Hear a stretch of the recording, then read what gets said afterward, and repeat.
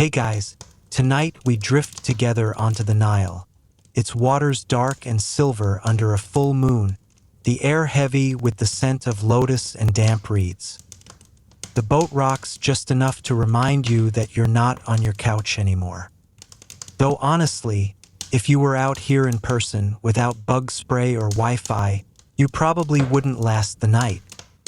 You hear frogs croaking, soft wings fluttering, and that steady whisper of the river, like it's been telling secrets for thousands of years. And somewhere along these banks, more than 2,000 years ago, Cleopatra entered the world. A child born not just into royalty, but into a storm of politics, betrayal, and destiny. So, before you get comfortable, take a moment to like the video and subscribe, but only if you genuinely enjoy what I do here. And while you're at it, drop a comment with where you are and what time it is right now. I love seeing how we're all linked by this weird little thread of storytelling across the globe. Now, dim the lights, maybe turn on a fan for that soft background hum, and let's ease into tonight's journey together. You find yourself on the boat, the creak of its wooden planks familiar after just a few minutes, like a lullaby that insists on rocking you even if you'd rather stay alert. Somewhere ahead is Alexandria, the city that glows with 1,000 lamps, a lighthouse so tall it reaches into the sky as if to poke the stars, and behind its walls, the palace where Cleopatra is learning how to be both a child and a queen in waiting. The Nile itself feels alive, like it's carrying you not just downstream but backward through time, its currents swirling with half-whispered stories of pharaohs, conquests, and rituals forgotten by most. You picture Cleopatra as a girl, her sandals slapping against polished marble floors, slipping into rooms stacked high with scrolls, words curling like secret codes waiting for her eyes. While most of the world saw women as ornaments or bargaining chips, Cleopatra was already weaving languages together like bracelets on her wrist. Greek, Egyptian, maybe even whispers of Hebrew or Latin. By the time you're sipping your morning coffee, she's chatting with scholars in 5 tongues, and you can't even remember your online banking password. The palace around her is no fairy tale. Brothers and sisters play nice only when servants are watching, but under their silk tunics lies ambition sharper than any dagger. You imagine the dinner table. Roasted goose, figs drizzled with honey, wine spiced with cinnamon.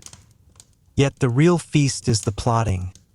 Glances traded, allegiances shifting faster than you can scroll through social media drama.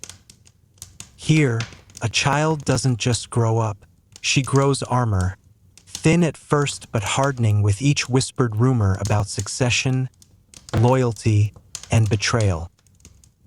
Still, Cleopatra's childhood isn't all shadows.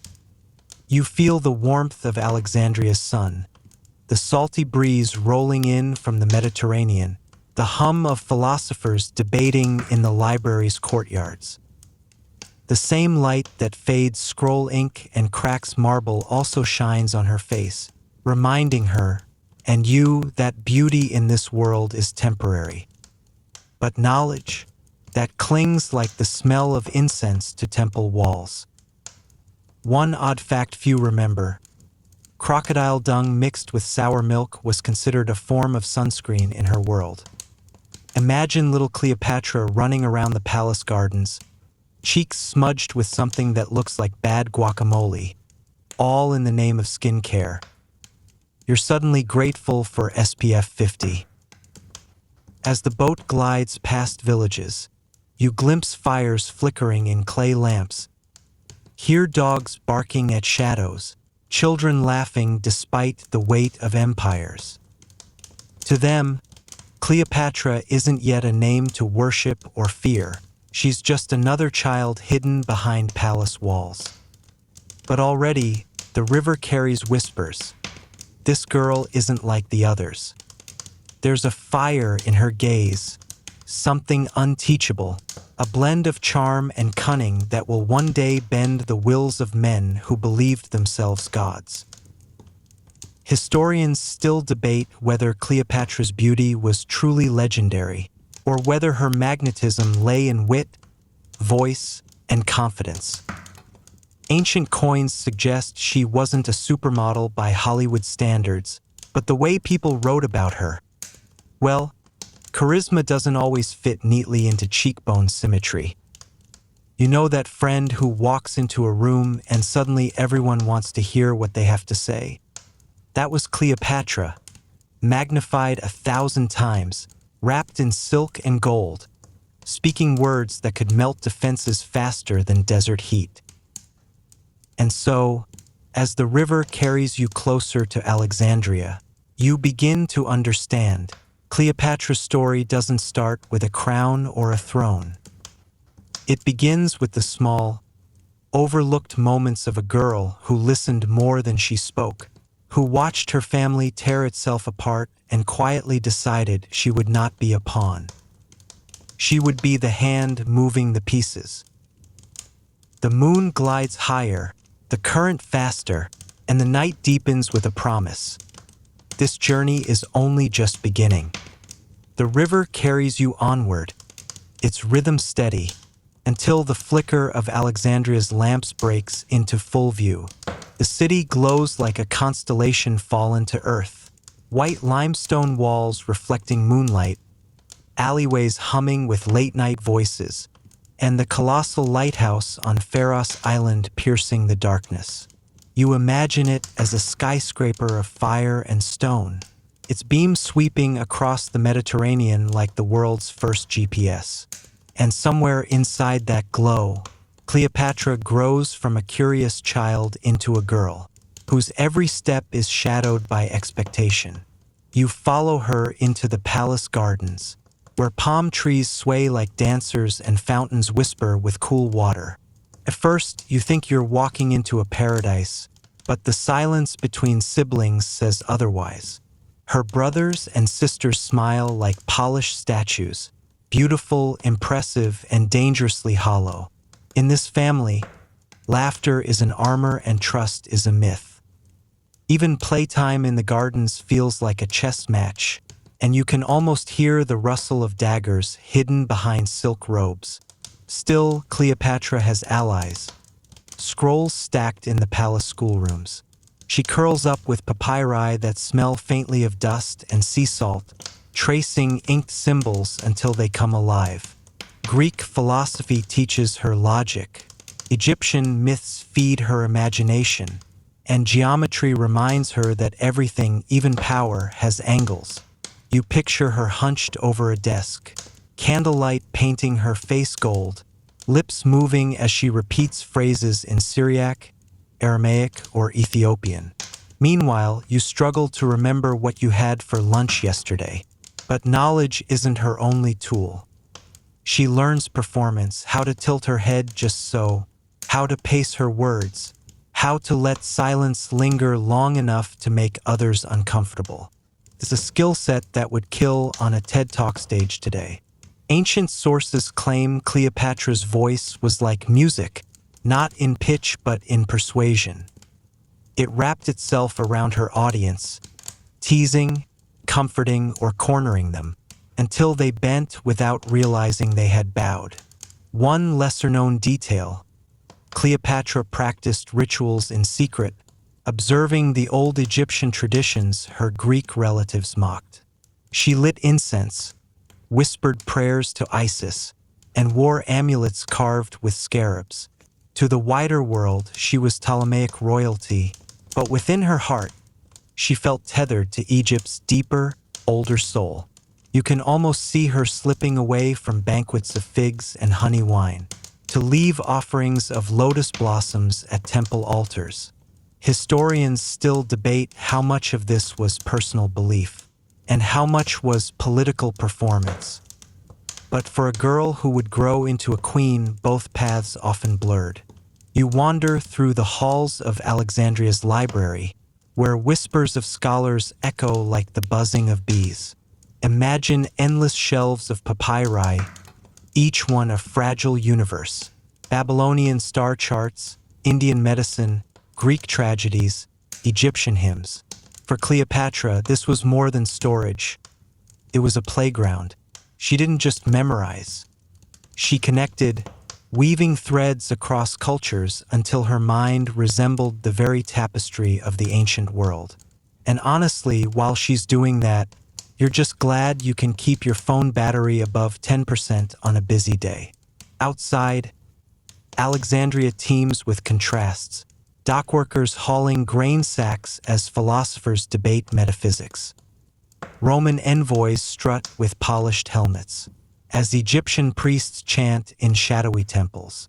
The city is both Greek and Egyptian, both modern and ancient, a hybrid just like Cleopatra herself. And you, drifting through its streets, sense why she would someday claim to be the living embodiment of Isis, a figure who bridges worlds. Her childhood isn't untouched by tenderness. Picture Cleopatra sneaking figs from a servant's tray, her laughter bright and uncalculated, before she remembers who might be listening. Imagine her standing at the palace balcony during festivals, watching dancers in gold masks, listening to drums thrum against her ribs. Even queens in waiting have moments where the world feels simply joyous, like a song sung without agenda. Yet beneath every celebration lurks a storm. The dynasty is fraying, and whispers of rebellion rustle through Alexandria like reeds in the wind. Food shortages, taxes, the weight of Roman debt, these shadows creep toward the palace walls. And though she's still young, Cleopatra listens. She hears the merchants cursing Roman influence, the priests warning of divine anger, the soldiers muttering about pay left unpaid. To her siblings, this is noise. To her, it is music, the background score of a kingdom she must one day conduct. Historians still argue about how much Cleopatra foresaw in these years. Was she a prodigy of politics even as a teenager, or simply a clever girl absorbing her surroundings like any curious child? The debates rage on, but as you lean closer, you sense the truth may lie in both. She wasn't a goddess at birth, nor a savior fated by stars. She was a girl watching, listening, and deciding, each day sharpening the blade of her mind, waiting for the moment it would be drawn. And so the night in Alexandria deepens. Torches flicker on palace walls, guards pace with spears tapping stone, and Cleopatra slips into her bedchamber. She stares at the ceiling, painted with stars to mimic the heavens, and dreams not of dolls or games but of power, the kind that might one day silence the family squabbles and place her name alongside the immortals. You feel it too, that quiet current under the lull of the Nile, a destiny gathering speed. The palace walls rise taller as the years pass, and you can almost hear their stones groaning under the weight of secrets. Cleopatra is no longer the curious child slipping through scroll-stacked corridors. She's a teenager now, her eyes sharpened, her movements deliberate, every smile calculated, like a move in a game where the losers vanish. And here's the thing. In the Ptolemaic dynasty, family reunions weren't about hugs or awkward jokes. They were battlefields. Brothers and sisters weren't rivals in the petty sense of stealing toys. They were armed contestants for the throne, and the prize wasn't bragging rights, it was survival.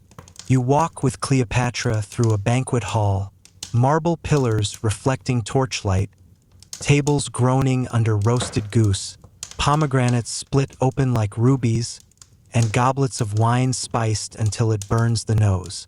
Her siblings sit nearby, faces as smooth as statues, eyes as restless as jackals. The conversation sounds polite, but every word is a blade slipped under the tablecloth. You catch the faint curl of Cleopatra's lips. She knows the rules even if they taste bitter. In her family, Trust is as rare as a clean public restroom in a modern stadium. Everyone pretends it exists, but nobody actually believes it. Her father, Ptolemy XII, nicknamed Alitz, or the flute player, isn't much help. He's charming enough, but notorious for draining Egypt's wealth to keep Rome's senators happy. Imagine a dad who spends the family savings on concert tickets and bribes just to stay popular. It's that, but with grain shipments and political alliances. For Cleopatra, this means two things. One, Egypt is constantly in debt to Rome. And two, she's learning early that ruling isn't about generosity. It's about leverage. The palace whispers louder every year. Cousins vanish. Aunts disappear into quiet retirements. You hear stories of siblings locked away or quietly poisoned, and you feel the chill crawl across your skin even though the night air in Alexandria is heavy and warm. Cleopatra isn't blind to this. She takes each disappearance as both warning and lesson. A queen must be ruthless, but she must also survive long enough to claim the crown. One strange fact: among her siblings, Cleopatra was the only one who bothered to learn the Egyptian language. Her brothers wrapped themselves in Greek culture, speaking only the tongue of their Macedonian ancestors. Cleopatra, though, stepped into temples, listened to priests, and mouthed the words of prayers older than her dynasty itself. It made her unique, maybe even dangerous. By speaking to the people in their own voice, she reached hearts her siblings couldn't. You realize this wasn't just about communication. It was about weaving herself into Egypt's soul like a thread that couldn't be pulled loose. You wander deeper into the palace, past courtyards where fountains sing and cats lounge like miniature pharaohs. Cleopatra's sisters whisper about cosmetics, her brothers about military commands, but she is different. She listens to the merchants, the scholars, the priests. You can almost hear her repeating their words under her breath, turning them into a kind of private dictionary of power. One day she will need all of it: the beauty, the wit, the patience, the language. For now, she's stockpiling, like someone quietly filling their closet with supplies before a storm. The storm arrives sooner than you expect. Her father flees Alexandria when unrest boils over, chased out by an angry mob and a rival claimant. Cleopatra, still barely grown, sees her family's hold on Egypt crumble like a sandcastle under the tide. Soldiers march, senators from Rome posture, and Alexandria's streets echo with chants demanding justice or blood. In that chaos, you glimpse Cleopatra standing still, her hands folded, eyes steady. She doesn't cry out, doesn't panic. She absorbs it all. Historians still debate whether Cleopatra, at this stage, already plotted her path to the throne, or simply reacted like anyone would in a collapsing dynasty. Was she the mastermind or the survivor? The truth, as usual, lies somewhere in the in-between. But you notice the way she tilts her head, the way she studies her father's mistakes.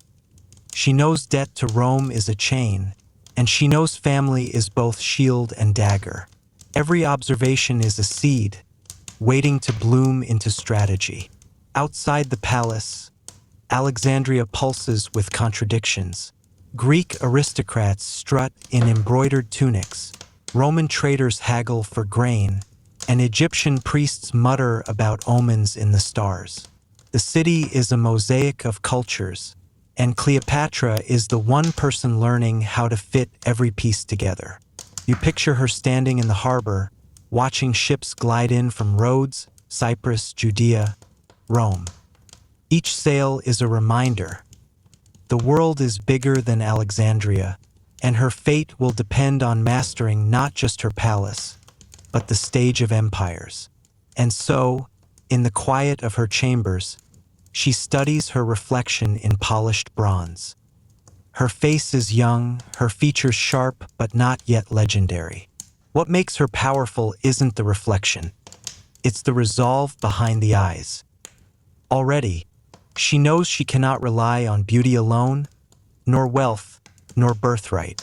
In a world where brothers might strangle sisters for a throne, survival will demand something sharper. Charisma, cunning, the kind of charm that feels like a gift but strikes like a weapon. The night closes in over Alexandria. Servants extinguish torches, footsteps fade in long corridors, and Cleopatra lies awake listening to the sounds of the city. Waves against stone, donkeys braying, a distant flute carried on the breeze. Somewhere out there, someone is already plotting her downfall. And yet, as you listen to, you realize she's not afraid. She's calculating. And that calculation will shape the destiny of Egypt. The halls of the palace stretch like a maze, each corner holding a secret, each shadow whispering a future's Cleopatra can already sense pressing in on her. You walk at her side now, and the air feels heavier, thicker with incense, thicker with expectation. She is no longer the little girl tiptoeing around scrolls. She is a young woman, and the rituals of Alexandria are preparing her not just to rule, but to perform. The library's courtyards buzz with arguments that sound more like music than debate.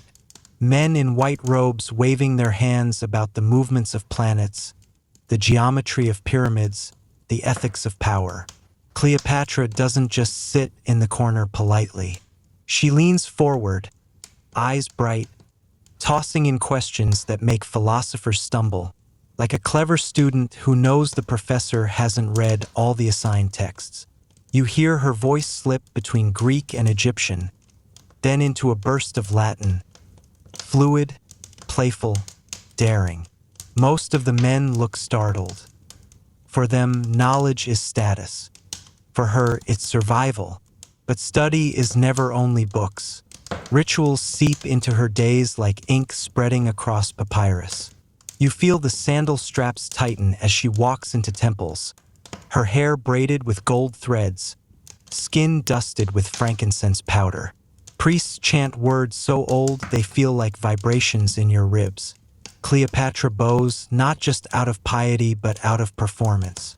She's learning the theater of power, the way a queen must look less like a woman and more like a goddess standing among mortals. If modern politics had campaign rallies, this was the ancient equivalent, except instead of balloons and confetti, you get sacred cats and lotus garlands. One strange, rarely mentioned fact: it was believed crocodile dung could be mixed with other substances to make contraception. Imagine Cleopatra overhearing such remedies whispered between servants, giggling at the absurdity, while storing the knowledge away. Because here's the thing: every scrap of information, no matter how odd, could be useful. A queen doesn't only hoard jewels, she hoards secrets.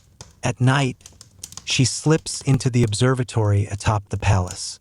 The stars spill across the sky like crushed glass, and scholars trace them with reed pens on wax tablets. You lean against the railing beside her, feeling the warm stone, the salty breeze from the sea. Cleopatra studies the constellations not just for beauty but for patterns.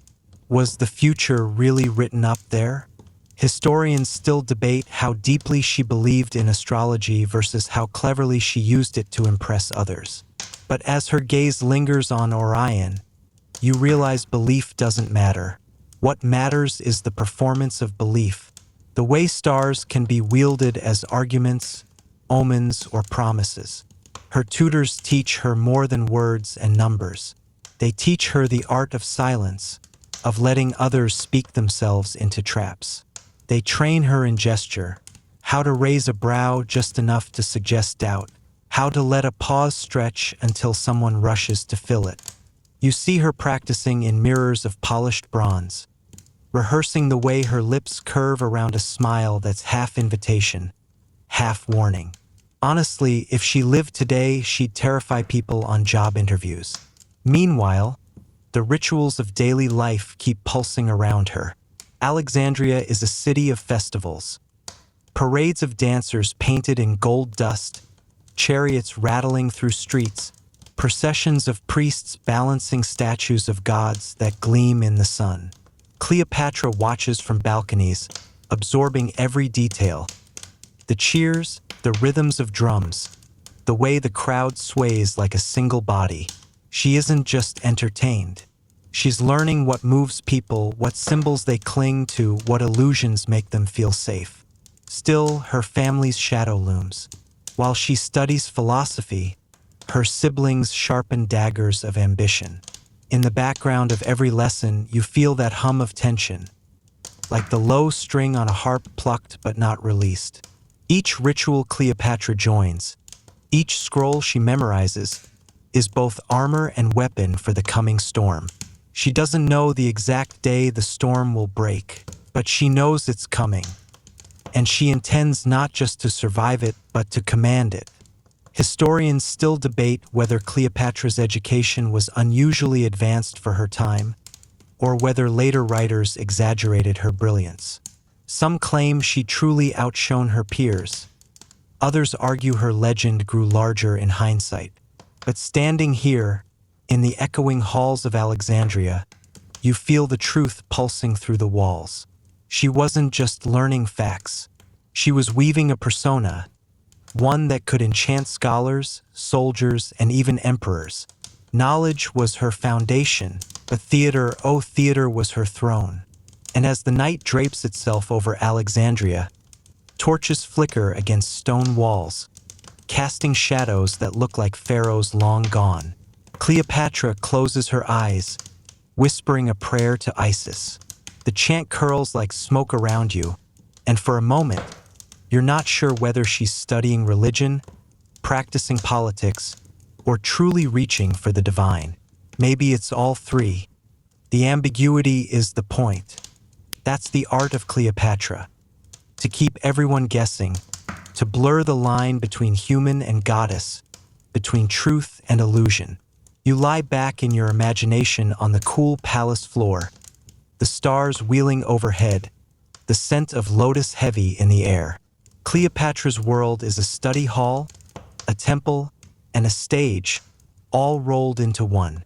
And you, drifting alongside her, begin to realize knowledge alone won't save her. But combined with ritual, with performance, with theater, that's a crown sharper than gold. The sound of the Nile lapping against stone fades, as you find yourself in the palace throne room, and suddenly the air is heavier than it has ever been. Cleopatra is older now, no longer just a curious student of philosophy or a performer of rituals. She is stepping into the dangerous heart of power. And here's the thing about thrones in her family. They don't feel like chairs. They feel like traps. You watch as servants polish the marble floors until they shine like mirrors, their reflections broken whenever someone passes. The throne itself sits high, flanked by carved lions whose eyes glint in torchlight. Tonight, it isn't just a seat, it's a battlefield. For when Cleopatra begins to ascend, whispers ripple through the palace like wind stirring desert sand. Who will let her rule? Who will move against her first? Her siblings are restless, brothers pacing, sisters murmuring, all of them dressed in silks that look like peacock feathers, but drape over hearts full of knives. Ptolemaic tradition, after all, was a twisted game. Siblings marry siblings, alliances shift like desert dunes, and the only guarantee is that no one survives without scars. You sense Cleopatra knows this. You sense she's already measuring every smile, every sidelong glance. And the people, out in Alexandria's streets, they're weary of the dynasty's chaos. Food shortages bite harder than the desert sun. Taxes suffocate and Rome's shadow looms.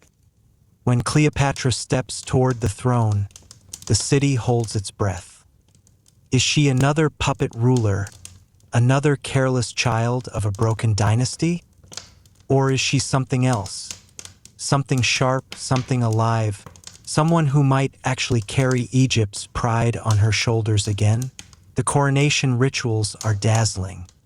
Priests in leopard-skin robes chant hymns older than pyramids. Incense rises in smoky ribbons, curling like hands reaching toward the gods. Cleopatra wears a crown heavy with gold and turquoise, the uraeus serpent coiled on her forehead as if ready to strike. You feel the weight pressing on her scalp, and maybe pressing on your own shoulders too. She is Ptolemaic by blood, yes, but in this moment she is also Egyptian in spirit. She speaks the language her siblings never bothered to learn, greeting the priests in words that echo through the temple walls. The crowd outside roars when her voice carries over the courtyard. They hear their queen, not a stranger. Still, the throne is no safe haven. Within days, rumors flare. Her brother, Ptolemy XIII, refuses to fade quietly into the background. He is technically co-ruler as tradition demands, but he is young, easily swayed by advisors with ambitions of their own. They whisper poison into his ears. She will outshine you. She will betray you. Strike before she grows stronger. And so the seeds of civil war sprout, watered by sibling rivalry, lit by Rome's watchful eyes. One little-known detail: Cleopatra's first years on the throne were marked not just by family squabbles, but by drought. The Nile's flooding patterns faltered, harvests dwindled, and famine clawed at Egypt. For a ruler, this was a curse. It made the people restless, made priests question the queen's favor with the gods. But Cleopatra turned even this into theater. She appeared at temples with offerings, walked barefoot in ceremonies, and spoke words that wrapped disaster in hope. Whether or not she could summon rain didn't matter. What mattered was that she convinced the people she tried. Inside the palace, things are bloodier. Cleopatra navigates chambers filled with conspiracies so thick you could almost trip over them. Servants deliver messages folded inside pomegranates. Generals slip between shadows in midnight meetings, and her siblings' allies grow bolder. You can practically hear the scrape of blades being sharpened somewhere down the corridor. Historians still debate whether Cleopatra was ever truly in control during these first years, or if she was always playing defense, clinging to power by sheer charisma. Some say she was too young, too vulnerable. Others argue she was already crafting strategies that would echo through centuries. As you stand with her now, though, you feel the truth humming in your bones. She is not secure, but she is unshaken. There's steel under that silk. And through it all, Cleopatra learns one truth that will define her life. A throne is not kept by bloodline alone. It's kept by alliances. Alliances with priests, with generals, with the people, and eventually with Rome itself. The throne beneath her is both gift and curse, both crown and chain. But she grips it anyway, nails digging in, because letting go would mean fading into the shadows of history. The torches burn lower, casting long, stretched-out shadows that make the lions beside the throne look as though they're alive, watching, waiting. Cleopatra lifts her chin, the serpent crown gleaming in the last light. And you realize this isn't just a coronation. It's a dare to anyone who thinks she's weak enough to topple. Outside, the crowd chants her name. Inside, the whispers grow sharper. You lean closer, hearing her breath steady itself, and you know, this story of hers is only just beginning to sharpen into legend. The palace feels colder now, though the Alexandrian sun still bakes the stone walls by day. Cleopatra has held the throne, but only barely. Whispers have thickened into shouts. Her brother's advisors claw for control, and the queen finds herself cornered. Civil war brews like a storm over the desert, and the horizon glimmers not with salvation, but with Roman sails. You step with her into the harbor, the salt air sharp in your lungs. Warships bristle in the distance. Rome's shadow, larger than life, demanding attention. And at their head, Julius Caesar, conqueror of Gaul, master strategist, a man who makes senators sweat just by raising an eyebrow. For most, Caesar is a name heavy enough to silence rebellion. For Cleopatra, he is an opportunity, though one wrapped in danger like a gift with blades hidden under the bow. But here's the problem. Her brother's allies control the palace. Cleopatra has been pushed into exile, wandering the deserts of Syria with only scraps of loyal soldiers. Sand crunches under your sandals as you walk with her through camps that smell of sweat, dust, and bitter determination. Many rulers would have broken by now, resigned to fading into history as a cautionary tale. Cleopatra does not break. She studies the maps, memorizes names of Roman generals, and begins to plan her return, not with brute force, but with strategy. Historians still debate whether her exile hardened her or revealed what was already there. Some argue the desert carved her resolve. Others claim she had always been steel wrapped in silk. What you feel, standing beside her, is that she treats loss not as defeat, but as rehearsal. She will return to Alexandria. The only question is how, and then comes the chance. Caesar marches into Egypt, demanding repayment of debts owed by Cleopatra's late father. Her brother's court fawns over him, trying to win favor, but Cleopatra knows flattery alone won't tip the scales. She needs something dramatic, something unforgettable. And so she devises one of history's most theatrical entrances. Picture it. Night cloaks Alexandria, torches flicker in palace windows, and Caesar sits among marble pillars discussing grain shipments and debts. Suddenly, servants carry in a rolled carpet, or perhaps a linen sack, depending on which ancient writer you believe. They lay it at Caesar's feet. He gestures impatiently, expecting tribute. But when the cloth unravels, there she is, Cleopatra herself, radiant and defiant, eyes gleaming in the torchlight. The room freezes, the generals gasp, and Caesar, seasoned conqueror, finds himself disarmed not by an army, but by a queen who understands theater better than any playwright. You can almost hear her voice, low, deliberate, edged with charm, as she speaks not like a supplicant, but as an equal. She tells him of betrayal, of her brother's treachery, of her rightful place as queen. And Caesar, who has seen empires crumble and kings grovel, recognizes something rare. This woman is not begging. She is negotiating. The gamble works. Caesar decides to back Cleopatra, a move that enrages her brother's faction but secures her path. Soldiers clash in the streets, fires lick at Alexandria's edges. The library itself catches flame. You stand in the chaos, ash stinging your nose, the night painted orange with destruction.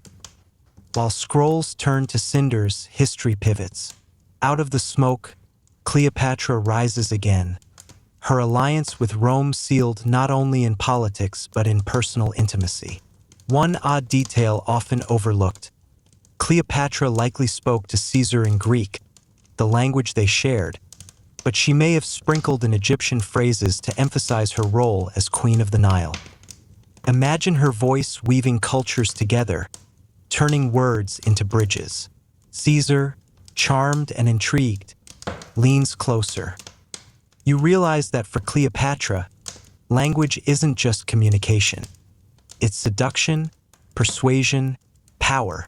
And so the queen returns to her palace, no longer exiled, no longer merely surviving. At her side is Caesar, the most powerful man in the world, and within her mind is the knowledge that she has played the game and won. for now. The throne beneath her feels less like a trap tonight, more like a stage she has reclaimed. But the city is not calm. Her brother's forces regroup, Rome's legions tighten their grip, and whispers spread.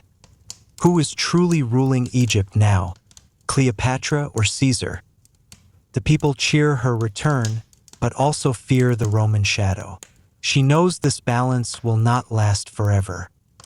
For the moment, though, she breathes easier, the serpent crown gleaming once again, her voice steady as she addresses the priests and the crowd.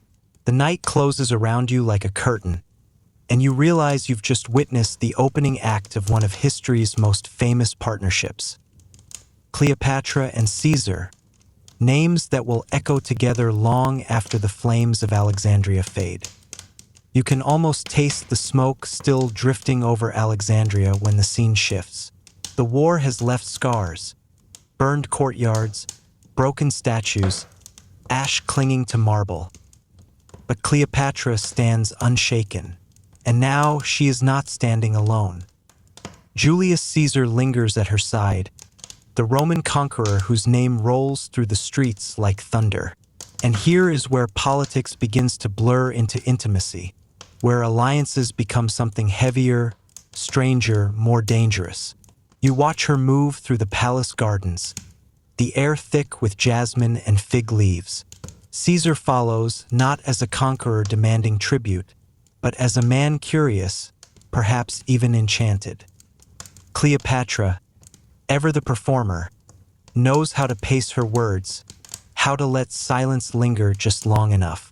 She shows him Egypt not as a debt to be collected, but as a kingdom alive with beauty. Temples glowing under moonlight, the Nile sparkling like liquid silver. And Caesar, who has marched across half the known world, finds himself pausing, staring, maybe even softening. The love affair is not just whispers under palm trees. It is strategy written in passion. Cleopatra needs Rome's power to secure her throne. Caesar needs Egypt's grain to feed his people. Yet beyond the transactions, something real flickers here. They laugh together over feasts, their voices carrying down marble corridors. She teases him about his Roman seriousness, and he smirks like a man who has forgotten, if only for a moment, the weight of the Senate's daggers waiting back home. One detail rarely mentioned: Cleopatra was fluent in charm across cultures.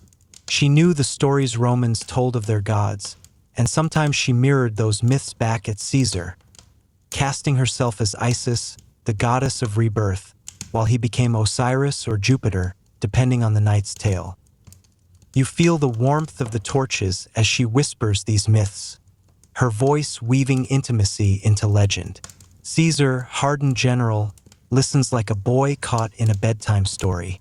Their nights stretch long. The palace echoes with music, flutes, lyres, the thrum of drums. Wine flows, laughter spills, and yet beneath it all is tension. A reminder that their union is not merely romance, but a negotiation of empires.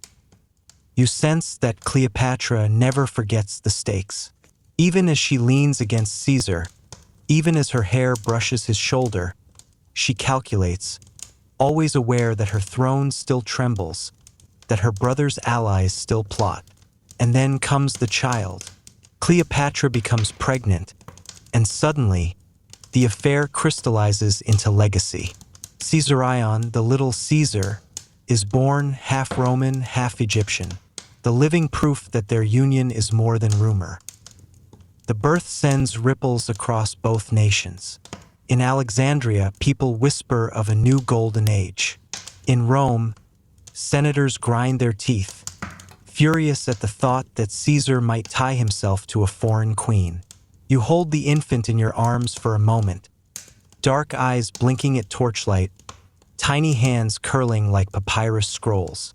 Around you, history shifts. This child is not just flesh and blood. He is a spark, and sparks have a way of lighting fires. But of course, not everyone is charmed. Caesar's enemies mutter in the Senate, accusing him of weakness, of betrayal, of letting a woman entangle him. Cleopatra knows it too. She feels the sharpness of every glare when she visits Rome at his side. You walk with her through streets where senators whisper behind togas, and patrician women narrow their eyes. Yet Cleopatra does not flinch. She strides as though the stones of Rome were her own, her robes trailing like banners. The love between them is undeniable, but so too is the danger. Historians still argue. Was Cleopatra truly in love with Caesar, or was she simply the most brilliant strategist of her time, wielding affection as deftly as a blade? Perhaps it was both. Perhaps love and strategy were never separate for her. They were always one and the same, threads in the same tapestry. One evening, as you sit by their side, you hear them laugh over figs dipped in honey. Caesar leans back, relaxed, and Cleopatra traces constellations in the night sky with her fingertip. She tells him that Egyptians believe the stars are souls watching over the living. He chuckles, muttering that in Rome, the stars simply predict doom. For a moment, the conqueror and the queen are just two people beneath the same endless sky. But the Nile keeps flowing, time keeps pressing, and shadows gather. Caesar cannot stay forever. Rome demands him back. Senators plot with knives hidden under cloaks. And Cleopatra knows her lover's destiny is not hers to control. Still, for now, she has him, and through him, she has secured her throne. Egypt breathes easier because of it, though the whispers never stop. You close your eyes for a moment, hearing the soft rustle of papyrus leaves in the garden, the muffled laughter from distant chambers. The queen and the conqueror are entwined, their love both shield and spear. And as the night settles, you sense the fragile truth. This love is powerful, yes, but it stands in the crosshairs of history, waiting for the next blow. The air in Alexandria feels lighter with Caesar's presence, but Rome is tugging at him like an impatient child pulling on a father's sleeve. And so, eventually, the Queen of the Nile must trade her palace of incense and lotus blooms for Rome's streets of stone and smoke. You walk with Cleopatra as she boards the ship, Caesarion nestled in soft linens, the sails snapping overhead.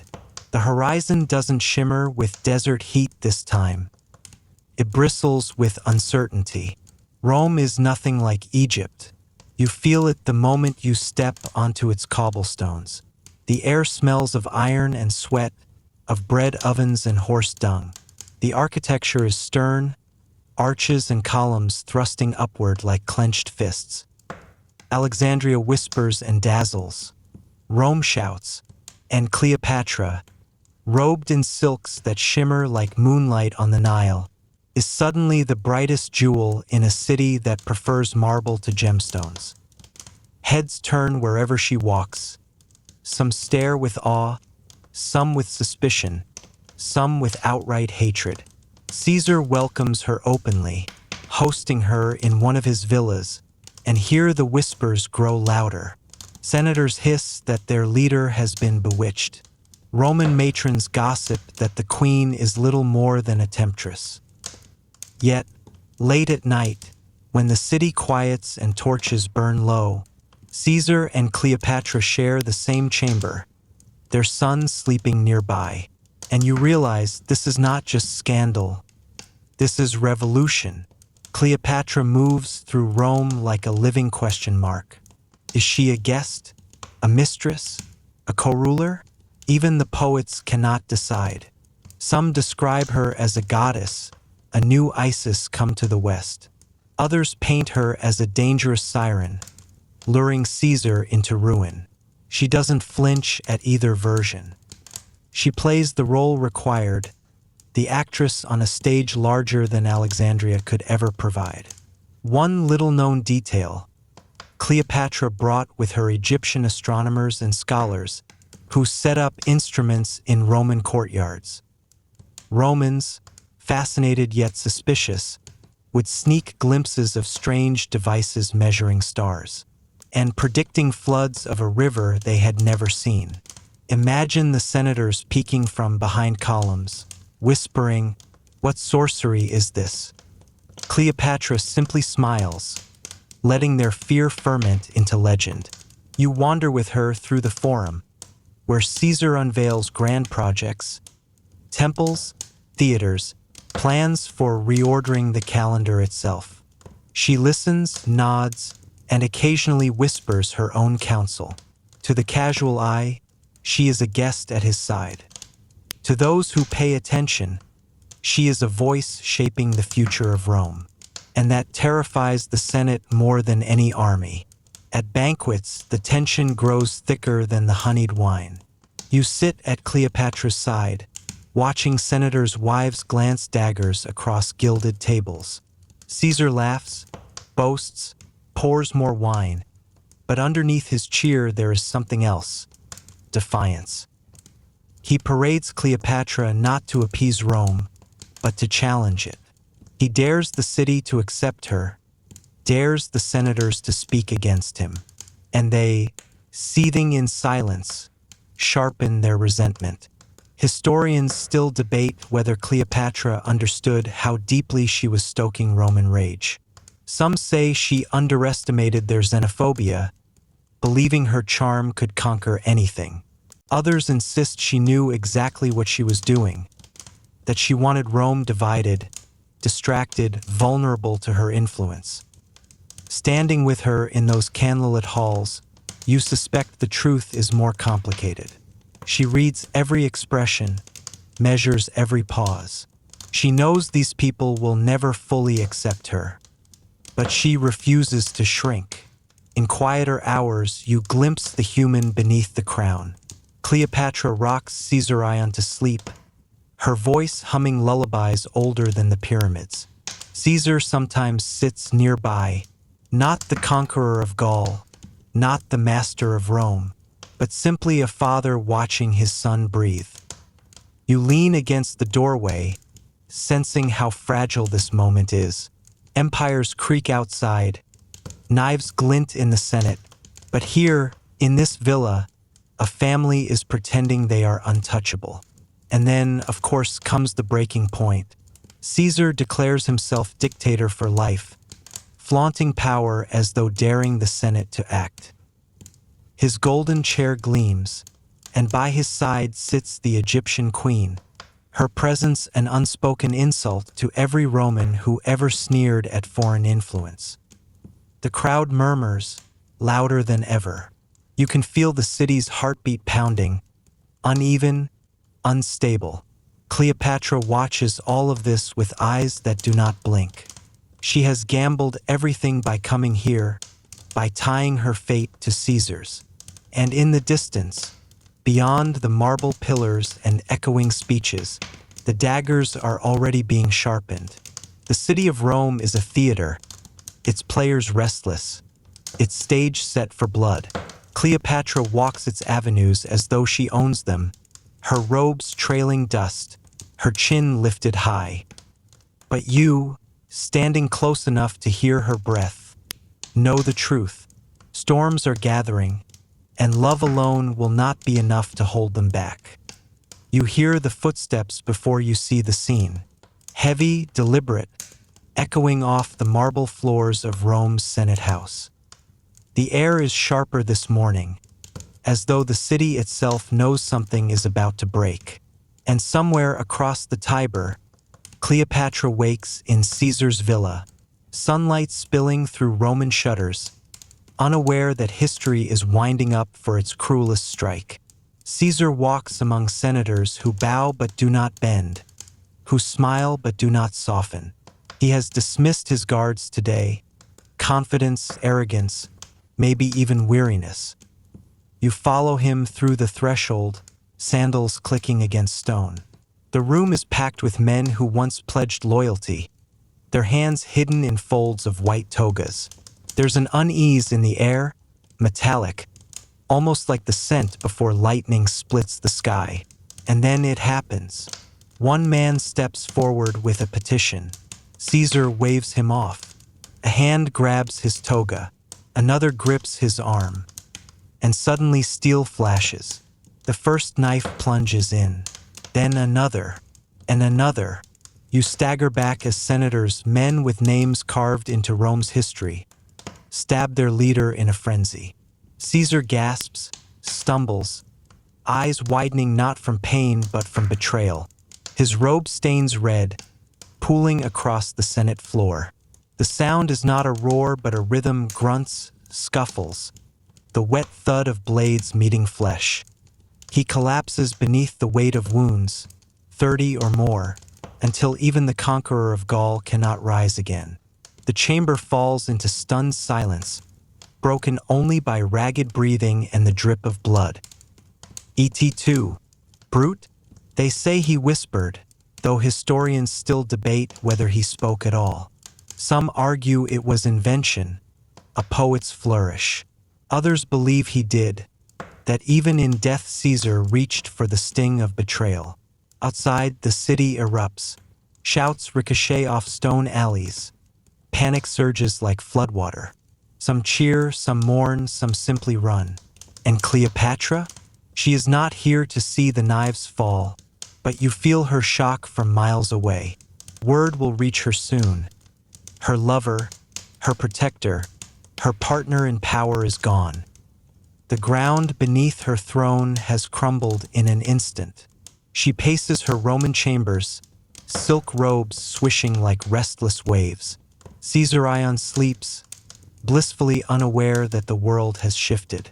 Cleopatra's face is carved in stone now, unblinking, calculating. Love has been ripped from her, but survival whispers louder than grief. She must decide quickly.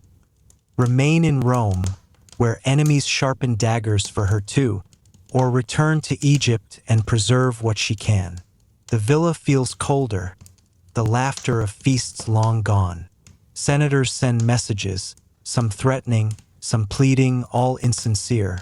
Cleopatra knows Rome's politics are a snake pit she cannot control without Caesar.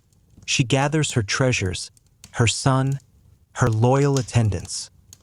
The villa shutters creak shut, and with them, so does the chapter of her Roman gamble. One strange detail.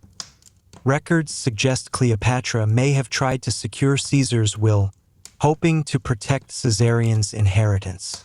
Some scholars claim she even dreamed of having her child recognized as Caesar's true heir, but Rome would never allow it.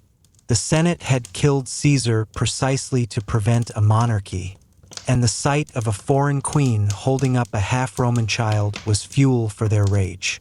Historians still argue about her feelings in these days. Was Cleopatra devastated, her love shattered, or was she simply furious, robbed of her most valuable alliance? Standing beside her as she sails back across the Mediterranean, you sense both.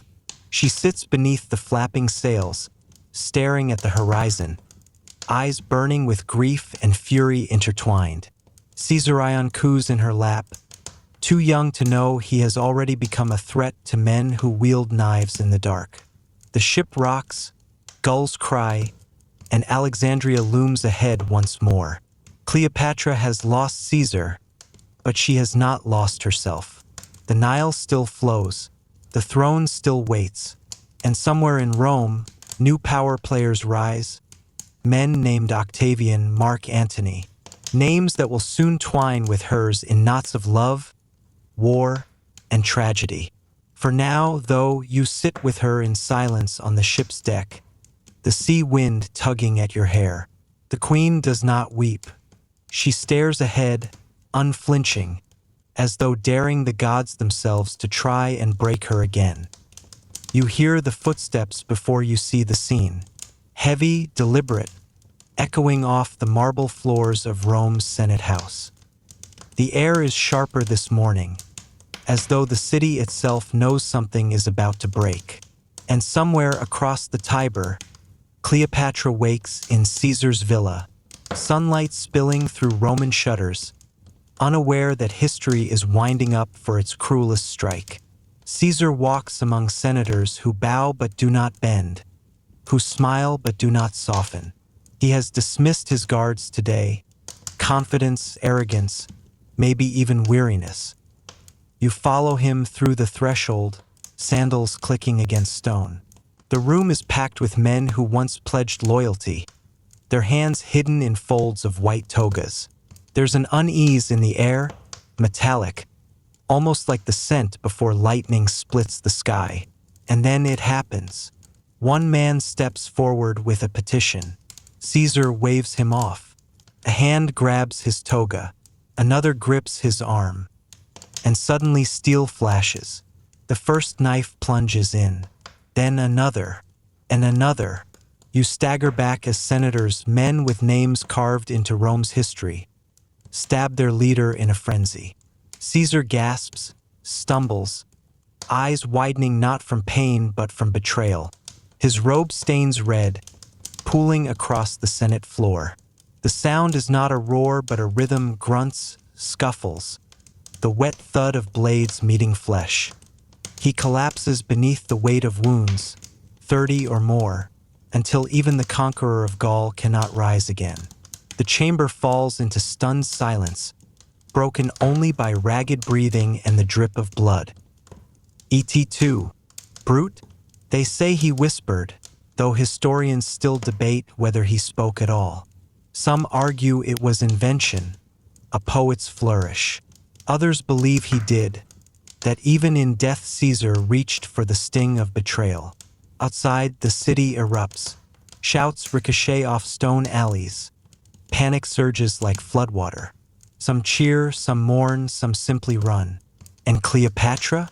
She is not here to see the knives fall, but you feel her shock from miles away. Word will reach her soon. Her lover, her protector, her partner in power is gone.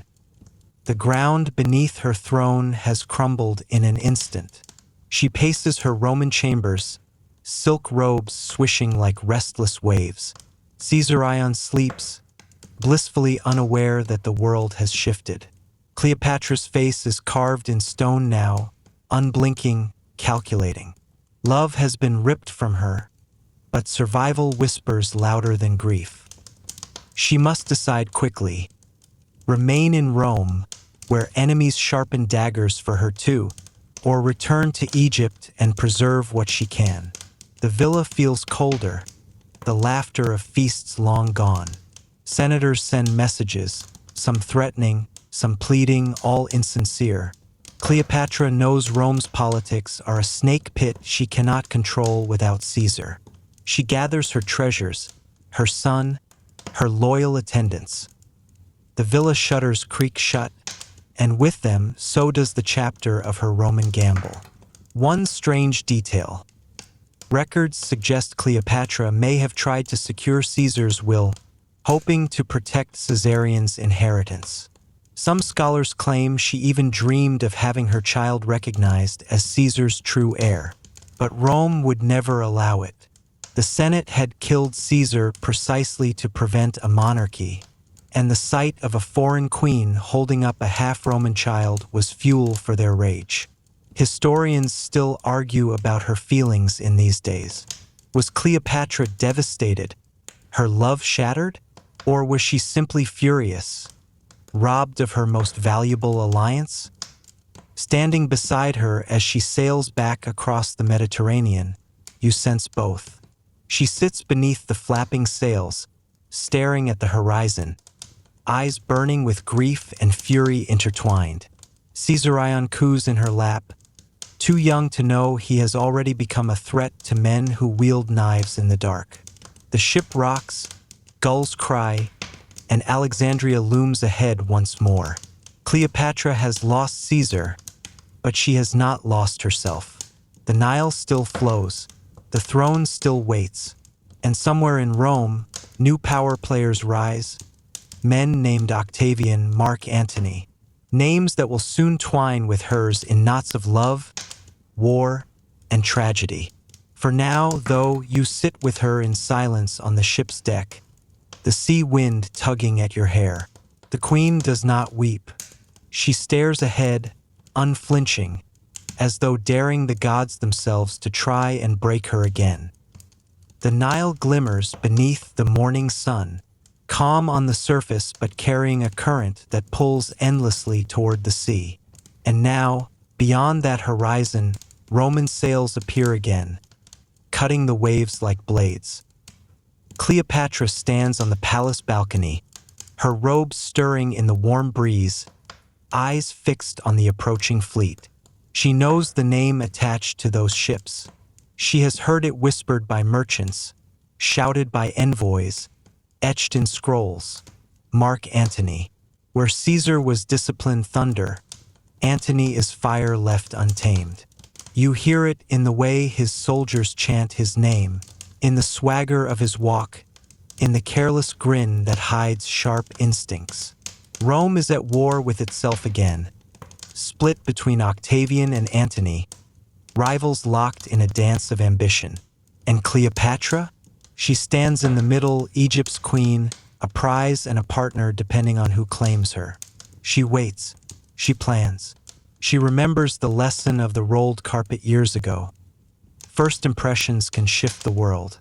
And so, when Antony summons her to meet, she refuses to come meekly. Instead, she prepares a spectacle. Picture this: the harbor of Tarsus, the waters trembling with anticipation. Cleopatra's barge drifts in, its sails dyed purple, the color of kings. Oars glint in the sun, beating rhythm against the river. Silver oars. Musicians play flutes and lutes, their melodies weaving through the crowd like enchantments. The queen reclines beneath a golden canopy, dressed as the goddess Isis herself, her crown gleaming, her attendants fanning her with peacock feathers. Perfume spills from the deck into the air, so thick you almost taste it from shore. The people gasp. Antony's men blink, stunned. And Antony himself? He laughs, a booming, delighted laugh. This is no meek queen begging for favor. This is theater on a scale even Rome struggles to match.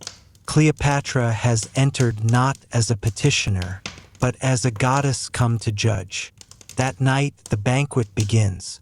Tables groan under the weight of roasted meats, honey cakes, figs bursting with sweetness.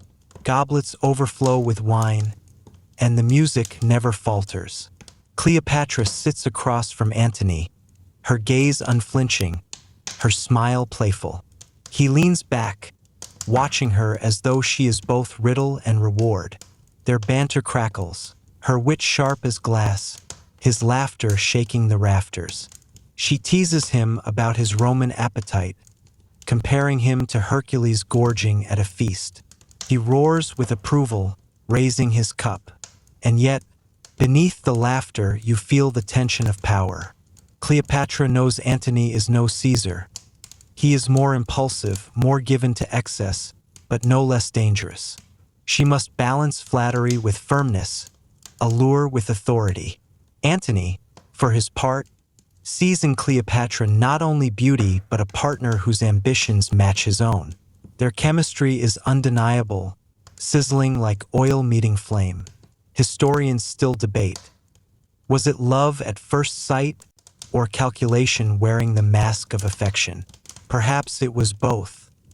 Perhaps, in that banquet hall, love and politics fused so tightly that no one could ever separate them again.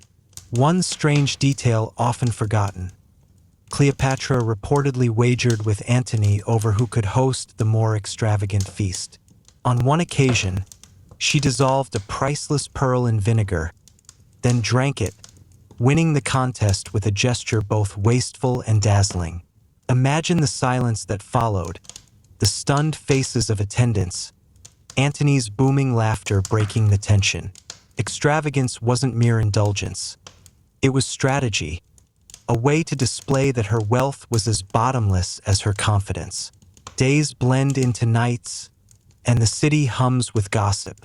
You walk with Cleopatra through candlelit corridors, hearing servants whisper, "The queen and the Roman general together?"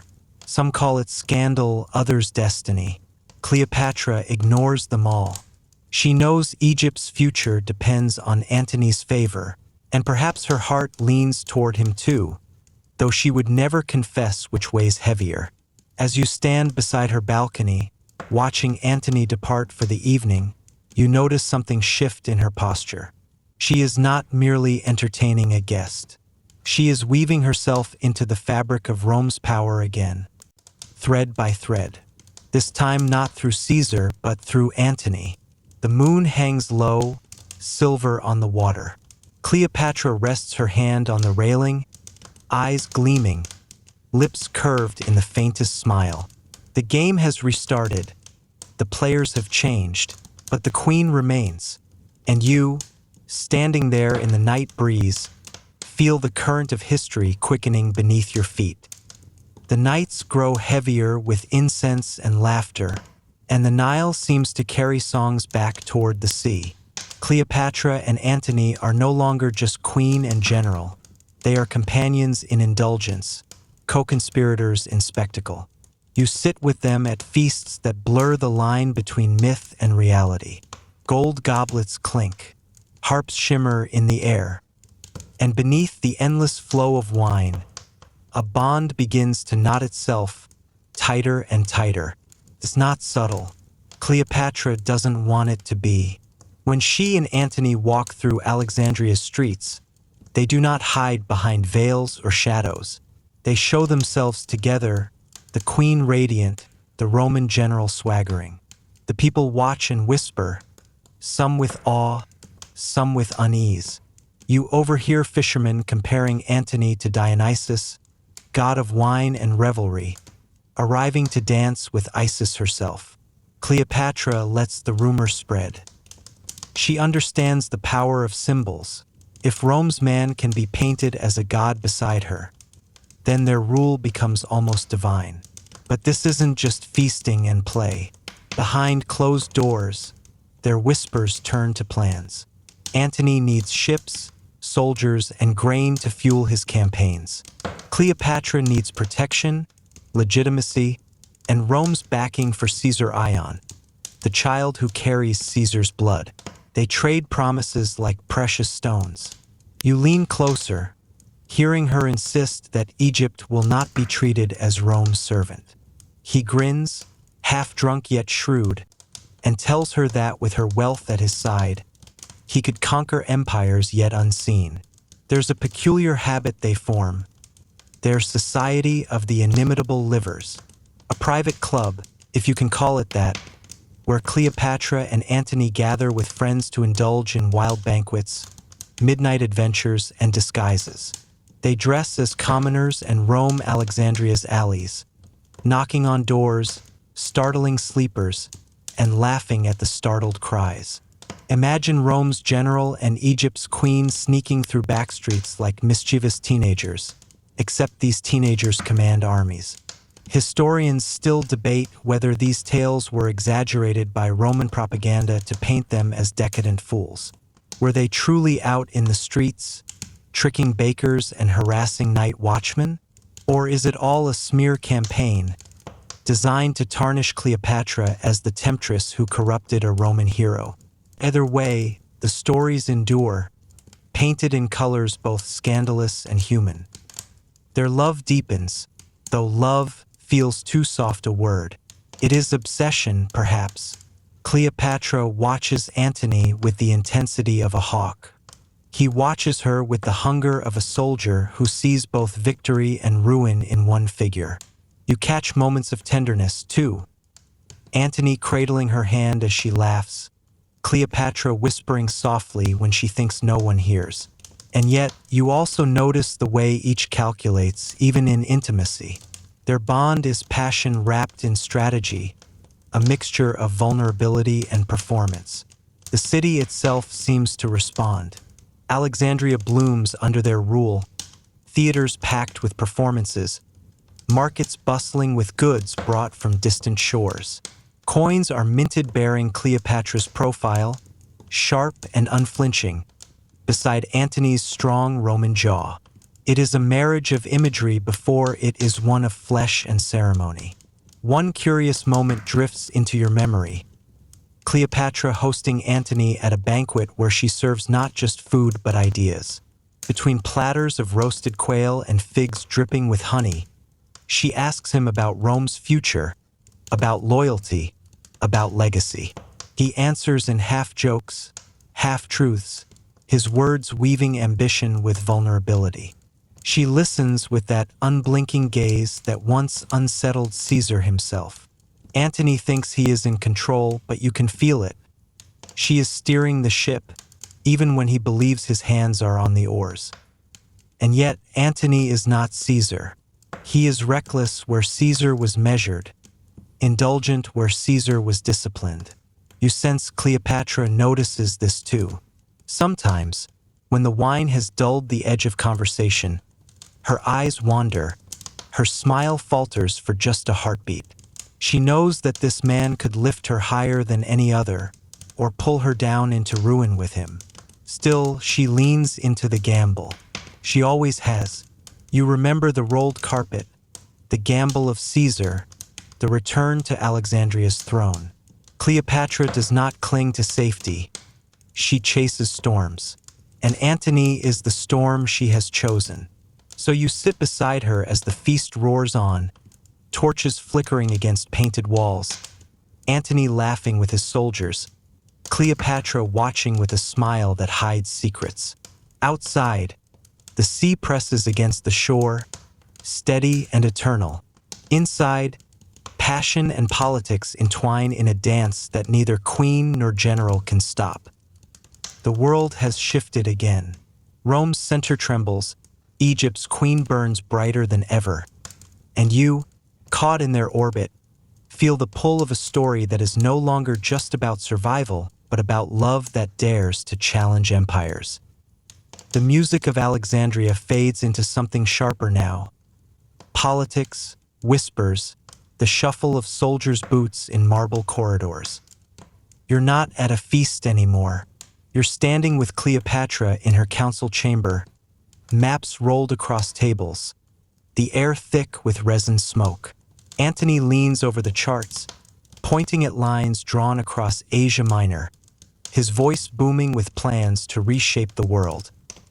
Rome is not whole. It hasn't been since Caesar fell. Octavian rules in the West, calm and calculating, the boy who was Caesar's heir on paper if not in strength. Antony and Cleopatra begin to play with fire. Together, they are not content to merely hold what they have. Antony grants Cleopatra swaths of territory, lands along the Phoenician coast, Cyprus, parts of Syria, gifts that make Rome uneasy, gifts that remind you of Caesar's will and how the Senate had recoiled at the sight of a foreign queen rising too high. Yet Antony presses forward, intoxicated not only by Cleopatra's company but also by her resources. He needs her ships, her gold, her grain. And she needs his legions, his Roman legitimacy, his very presence as a counterweight to Octavian. Historians still debate. Was Antony enchanted by Cleopatra's allure, blinded to Rome's disapproval? Or was Cleopatra a willing accomplice in Antony's hunger? You watch them together and realize it is both. Fire needs two elements, his ambition, her vision, and together they ignite. One moment stays etched in your mind. A public ceremony in Alexandria, the so-called Donations of Alexandria. Antony and Cleopatra sit enthroned, draped in gold, while their children, her children, are paraded before the people. Caesarion is hailed as the true son of Caesar, King of Kings. The twins she bore to Antony, Alexander Helios and Cleopatra Selene, are dressed in glittering robes and granted eastern realms as though kingdoms were baubles to hand out. The Alexandrian crowd cheers. Yet in Rome, the reaction is fury. Octavian seizes on the spectacle, telling senators that Antony has gone mad, that Cleopatra has bewitched him, that Rome is being carved up for foreign heirs. Propaganda sharpens its knives. Cleopatra is the sorceress, Antony her drunken puppet. And maybe there's some truth in the caricature. You've seen Antony stagger from banquets, crown askew, roaring with laughter while Cleopatra watches, silent and composed. You've seen him dismiss letters from Octavian, leaving the scrolls unopened as though they were nothing more than invitations to another feast. The arrogance is breathtaking, the kind that usually ends in ruins. But Cleopatra is not blind. One night, when the revelry has faded and the palace lies quiet, she stands at her window, the moonlight painting silver across her face. You're beside her, and you catch the weariness in her eyes. She knows Rome cannot be ignored forever. Octavian grows stronger, his speeches more venomous, his grip on the Senate tighter. Antony may laugh, but Cleopatra sees the tide. She has placed her bet, and she will not turn back, but she feels the weight pressing against her chest. One curious rumor lingers around these days, that Cleopatra commissioned new ships with unusual designs, faster, sleeker, almost experimental for their time. Some historians doubt the story. Others argue she was preparing for confrontation long before Antony realized the danger. Whether true or not, it matches her nature. Never waiting, always planning, even as the world calls her reckless. You walk through the palace with her, past torches flickering in the night. Servants bow low. Guards stand stiff. Somewhere, Antony snores on a divan, wine staining the floor. Cleopatra pauses, looks back at him and whispers, "Not to you, not to anyone in particular. He will be the making of me or the undoing." And with that, the chamber doors close, the sound echoing down the marble hall like a drumbeat. The political games have begun in earnest, and the stakes now are nothing less than the survival of Egypt itself. The Mediterranean no longer feels like a sea, it feels like a chessboard, and the pieces are moving fast. You stand with Cleopatra on the deck of her flagship, the late sun painting the water in molten copper, sails swelling with wind. Behind you stretches a fleet glittering with bronze and iron, hundreds of oars slapping the waves in rhythm. This is not just Egypt's navy, it is Antony's as well. Together they are preparing for the inevitable clash with Octavian. Rome has turned its gaze fully toward them now. Octavian, cold and deliberate, has played his hand with perfect precision. He spreads tales of Cleopatra's witchcraft, of Antony's weakness, of a foreign queen corrupting Rome's proud general. Senators who once cheered Antony now mutter their doubts. Soldiers who once followed him with pride now question their loyalty. And yet, Antony himself does not seem to feel the noose tightening. He lounges in Cleopatra's palace, feasts continuing, songs echoing. He declares Cleopatra a co-ruler, places her image beside his on coinage. You watch as courtiers gasp, Roman envoys seethe. This is not diplomacy. This is provocation. Cleopatra smiles all the while, calm, unshaken, as if daring Rome to come for her. But when war finally comes, it is not subtle. Armies march, banners snap, fleets grind against each other on distant shores. You hear the clatter of armor, the clash of swords, the cries of soldiers who fall beneath foreign skies. The war is not only Antony's, it is Cleopatra's too, her gold funding campaigns, her ships cutting through enemy lines. The fate of Egypt and Rome alike is suddenly balanced on the sharp edge of strategy. One detail still debated by historians. Antony and Cleopatra established their base at Actium, on the western coast of Greece, a choice many argue was disastrous. Octavian's general, Agrippa, controls the seas, and Antony's fleet grows restless, cornered. Was it arrogance, miscalculation, or simply necessity that pinned them there? The records never agree. But you are there now, standing in the salt-stung wind, watching Cleopatra pace the deck with her cloak billowing, while Antony bellows orders from shore, his voice ragged but defiant. The tension hums like a plucked string. Soldiers murmur about hunger. Sailors curse the constant patrols of Octavian's fleet. Some whisper betrayal, defections already spreading among Antony's commanders. Cleopatra feels the unease, her eyes narrowing, her lips pressing into a line. She knows morale cracks faster than stone under floodwater. And then there is the battle itself. Morning breaks over Actium with gulls screaming overhead and oars groaning in unison. The sea becomes a plain of war, dotted with ships bristling with spears and sails. You grip the railing as Cleopatra's flagship surges forward, her banner snapping.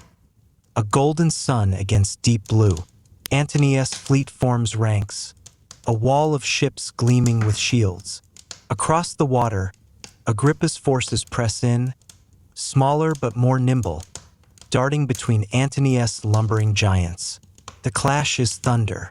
Rams slam into hulls, splinters spray like arrows, firepots shatter and burst into flame across decks. The air reeks of tar, sweat, and burning wood. Men scream, fall, vanish into the foam. Cleopatra stands at the prow, unflinching, her eyes fixed on the chaos as if sheer will could bend it to her favor. Antony fights nearby, sword in hand, roaring like Hercules reborn. But the tide turns. Agrippa's maneuvers slice Antony's formation apart. One by one, commanders defect or falter. The sea is no longer a battlefield, it is a trap. And then, at the height of smoke and carnage, Cleopatra makes her choice. Her flagship breaks formation, sails snapping, oars surging. She retreats. Historians argue endlessly about this moment. Did she panic? Or was it a calculated escape once defeat was certain? Did she abandon Antony? Or did he follow her willingly? The records contradict.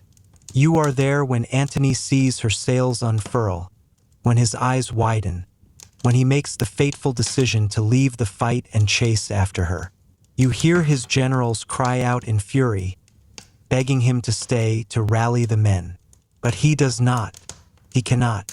He abandons the fleet, abandons the war, abandons Rome's respect. He follows Cleopatra into the open sea. Behind you, Antony's forces crumble. Ships burn, men surrender, the sea chokes with wreckage. Ahead, Cleopatra's sails catch the wind, carrying her eastward, away from Actium, away from victory, away from Rome's forgiveness. The sun sinks low, turning the waters blood red. You stand beside Cleopatra as she grips the railing, her face unreadable. Antony storms aboard, breathless, furious, ashamed. He says nothing, only glares at the horizon as if he could will the past hour to vanish. Cleopatra does not speak either. The silence between them is louder than the cries of dying men echoing across the sea. The war is not over, but you know in your bones the moment has already been lost. The sails fold away at last, and Alexandria rises from the horizon like a mirage. But it doesn't feel like homecoming. It feels like a refuge. One last sanctuary for two rulers who know the storm is following close behind. You step ashore with Cleopatra, the sand warm beneath your feet, though the air carries a weight that even the Egyptian sun cannot burn away. The city greets her as it always has, with shouts, with flowers tossed along the streets, with musicians piping victory songs as though nothing has changed. But you can feel it in the undertone, the pause between drumbeats. These people have heard whispers of Actium, of defeat, of Antony fleeing the battlefield at Cleopatra's side. They cheer, but their eyes dart nervously. Faith has cracks now. Inside the palace, the mood is different. Guards stand stiffer, servants bow deeper. Antony storms through the halls, his face dark, his voice louder than ever. He tries to drown his shame in commands, in wine, in boasting of future victories. You hear him declare that he will raise another fleet, another army, that Actium was nothing but a pause. But his generals avoid his eyes. They know, and Cleopatra knows too. Octavian is not pausing. Octavian is marching. Cleopatra does not waste time. She calls for architects, for engineers, for treasurers. Ships must be rebuilt, walls fortified, stores of grain secured. You walk at her side as she stalks the palace halls like a panther, every order sharp, decisive. Antony broods, but Cleopatra plans. She has gambled too much to fold now. Yet the walls of Alexandria cannot block the flow of news. Reports flood in. Octavian's legions sweep across the Mediterranean like locusts. Kingdoms that once pledged to Antony shift allegiance, eager to survive. Friends melt away. Gold dries up. The world narrows, until all that remains is Egypt, Cleopatra's Egypt. One jewel against Rome's relentless fist. There's a night you won't forget. Cleopatra sits alone in her library, scrolls spread across the table, oil lamps burning low. She traces the lines of old maps with her fingertip, the empires that rose and fell long before Rome. Babylon, Persia, Macedon, all thought eternal, all now dust. She whispers under her breath, even stones crumble. Her voice doesn't shake, but you hear the exhaustion buried deep inside. Antony joins her later, staggering, smelling of wine. He kneels beside her, presses his forehead into her lap, muttering about honor, about betrayal, about Octavian's lies. Cleopatra strokes his hair silently, like a mother with a restless child. And in that silence you feel it. Love and pity, entangled, inseparable. She cannot abandon him, even though she knows he has doomed them both. One strange detail. Some accounts claim Cleopatra began secretly preparing for her own death during these days. That she tested poisons, watching animals die, searching for the gentlest release. Did she truly keep jars of venom in her chambers? Did she stroke snakes with her bare hands, measuring their fangs against her wrist? Scholars disagree. But walking the corridors at night, you think you glimpse shadows where no one should stand, hear hisses where no snakes should be. The people of Alexandria sense the shift. Markets grow quieter, ships less frequent. Mothers clutch children closer, fathers whisper of escape. Yet still, life goes on. You wander the streets one evening, hearing a boy recite Homer in a square, his voice cracking but brave. Above him, the lighthouse still blazes, defiant, guiding ships that no longer come. And then comes the news that shakes the palace like thunder. Octavian's fleet sails for Egypt. His legions march south. The final confrontation is no longer a distant fear. It is days away. Antony rallies what troops remain, strapping on armor, his voice thunderous once more. Cleopatra dons robes of gold, appearing before her people as Isis reborn. They walk side by side, regal, unyielding, even as the earth trembles beneath their feet. You follow them onto the balcony, the crowd roaring below. Antony raises his sword, Cleopatra lifts her hand, and for a moment, just a moment, it feels as though Alexandria still believes. But you see it in her eyes when she turns, just before the curtains close. She knows belief is not enough. Rome is coming, and this time the Nile will not wash the blood away. The drums of war echo across Alexandria before the enemy even arrives. You feel them through the ground as you walk the palace halls, deep and relentless, as though the city's heart has already begun to pound in fear. The horizon is no longer empty. Sails gather like storm clouds, Roman banners snapping in the wind, Octavian's disciplined army pressing closer each day. Antony throws himself into battle preparations.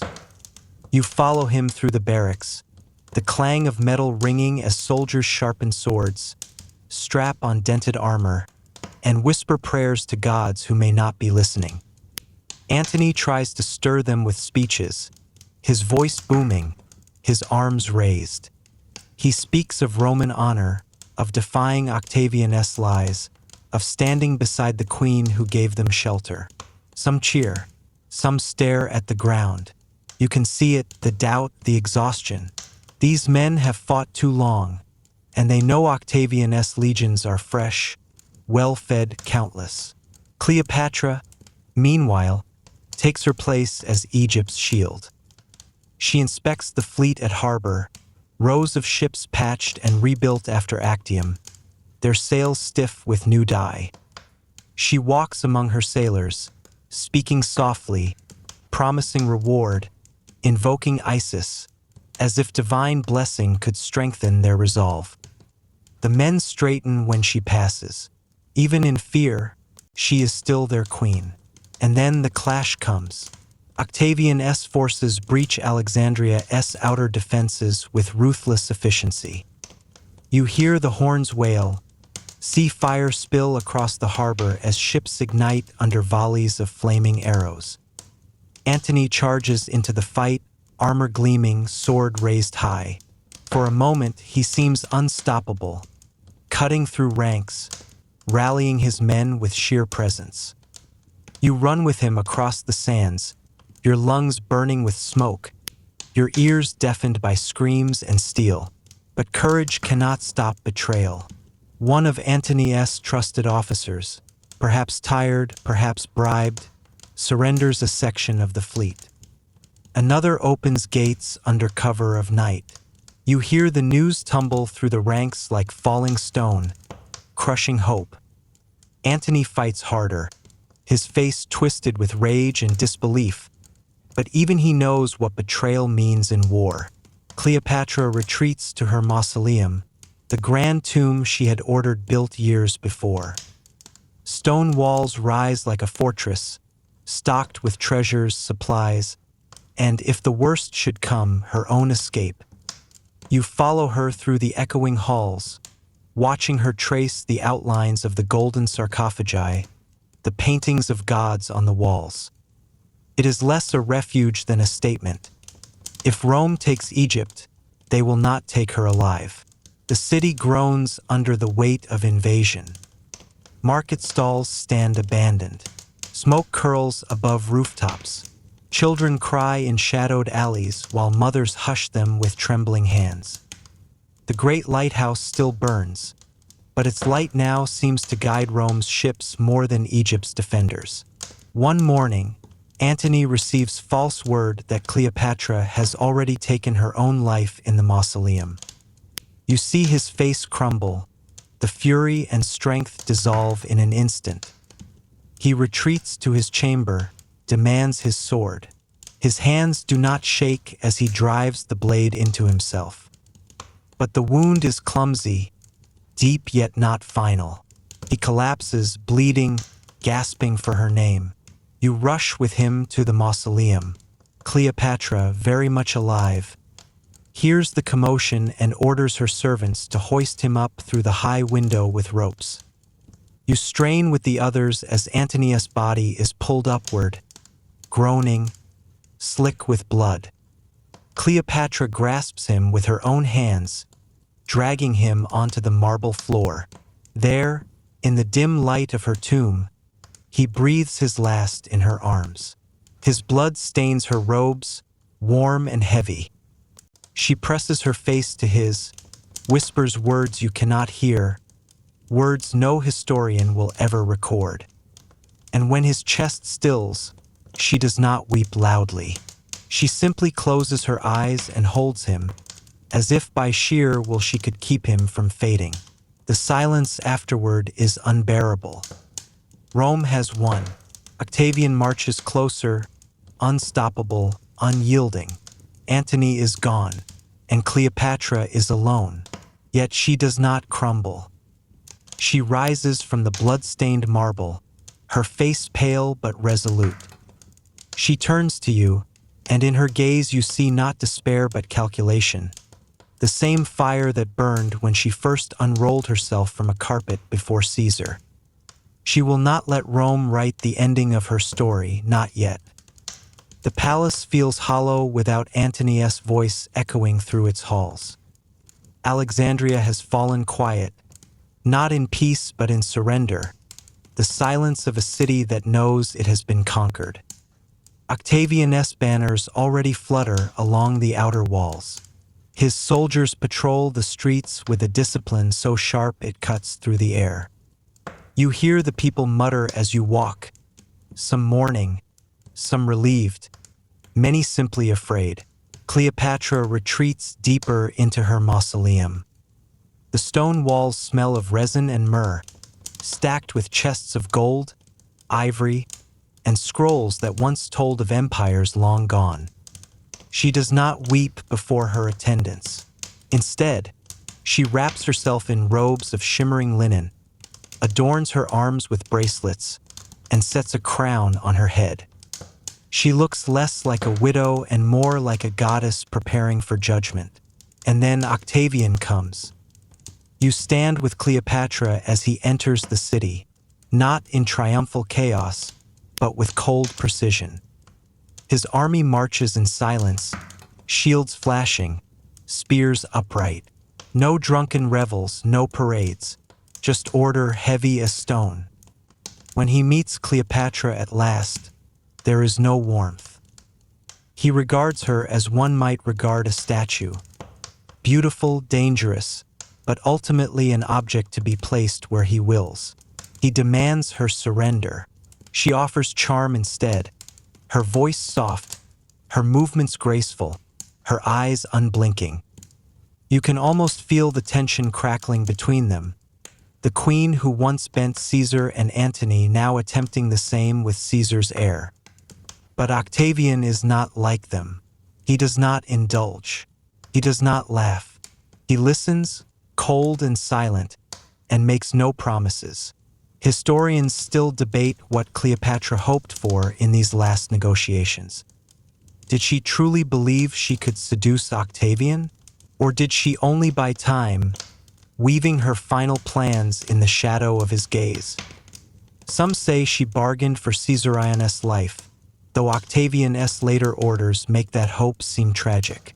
You see the flicker of calculation in her eyes. She knows Octavian intends to take her to Rome, to parade her as a captive in his triumph, a living trophy of conquest. And that she cannot allow. Cleopatra, queen of the Nile, goddess of Isis, will never be led in chains. So the preparations begin, quietly, carefully. Servants slip through corridors carrying baskets too carefully guarded to be food. Scrolls are burned, treasures sealed away. She tests poisons, or so the rumors say, and dismisses each one for its cruelty, its agony. You watch her run her fingers along the curve of an ASP carved in gold on the wall, her expression unreadable. One detail often overlooked: Cleopatra does not isolate herself. She hosts Octavian's envoys. She smiles. She plays the role of prisoner queen with elegance. She even dines with him, her wit still sharp, her presence still commanding. But when she returns to the mausoleum at night, you see her shoulders sag. She whispers Antony's name once, then folds into silence. The city waits too. Markets remain half open. People barter with hushed voices. Ships lie still in the harbor. Alexandria knows it has reached the end of something vast. The air itself feels different, thicker, heavier, as if the gods are watching closely. And you, walking beside Cleopatra through these shadowed halls, realize she has already chosen. She is not planning for survival anymore. She is planning for her ending. One not dictated by Rome, but by her own hand. The queen who once unrolled from a carpet to meet Caesar, who dazzled Antony with her barge, who ruled Egypt with brilliance and ferocity, is now writing her final act. And though the world outside prepares to record her as Rome's defeated captive, you know, deep down, that Cleopatra intends something far more enduring. The end is close. You can feel it with every step, every word, every glance she casts at the snake emblems carved into her tomb. The night wraps Alexandria in a heavy, expectant silence. The city sleeps under a shroud of fear and resignation, but Cleopatra does not sleep. You follow her through the darkened halls of the mausoleum. The only sounds the soft rustle of her robes and the distant lap of water against the harbor. Torches flicker, casting shadows that stretch and twist like whispers. This is the final stage, and she moves with the solemnity of a priestess performing a sacred rite. Cleopatra sits at the center of her chamber, surrounded by treasures and scrolls, her children sleeping nearby, innocent and unaware. She strokes Caesarius' tiny hand, murmuring a lullaby she must have learned long ago, before Rome and ambition claimed the world. You notice her lips pressed together in concentration, her eyes narrowing not in fear, but in determination. She has made her choice. The ASP waits, coiled silently in a basket beside her, a creature of elegant menace. Its eyes glint like dark jewels in the torchlight. Cleopatra does not flinch. She does not hesitate. The poison, the fangs, the final act. She regards them as instruments of her will, not tools of despair. Scholars still debate. Did she truly use an ASP or a hidden vial of venom? Some say the snake was ceremonial, a symbol chosen for its elegance and drama. Others insist it was the fatal agent. The truth blurs like smoke in the tomb. She writes letters too, for Octavian and the world, her handwriting precise, elegant, deliberate. They are not pleas, not confessions. They are statements of sovereignty even in death. You read over her shoulder, instructions for Caesarion, warnings for her people, assurances that her children are heirs to the Nile and its treasures. Her mind is as sharp as it has always been, even now at the edge of oblivion. You see her place the ASP against her arm. The serpent curls, senses her warmth, and Cleopatra does not flinch. The bite comes swiftly, a sting that blooms into a slow, burning tide through her veins. You watch her expression shift, not agony, but a strange serenity, as though she is folding herself into the eternal currents of the Nile she has loved and ruled for so long. Outside, Alexandria is unaware of the intimate drama unfolding within the mausoleum. The streets are quiet, soldiers still patrolling, Octavian confident that he will soon claim the spoils of conquest. He does not know that the queen he sees as captive has already taken control of her destiny, writing the final lines of her story with calm precision. Her children sleep through it all, the cradle rocking slightly as if the house itself is breathing with Cleopatra's final rhythm. She whispers a few words, names, fragments of hope and farewell, then leans back, letting the venom carry her beyond fear, beyond pain, beyond the reach of Rome's triumphal displays. Historians argue endlessly about her last words. Did she curse Octavian? Did she speak to Antony in some imagined vision? Did she murmur prayers to Isis, to Ra, to the Nile itself? The sources are conflicting, some romanticized, others clinical.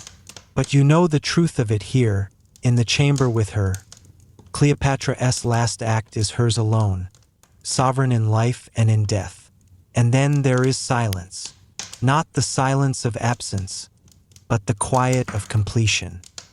The flame of torches flickers, the shadows retreat, and the world outside moves forward, unaware that it has lost one of history's most brilliant, calculating, and daring minds.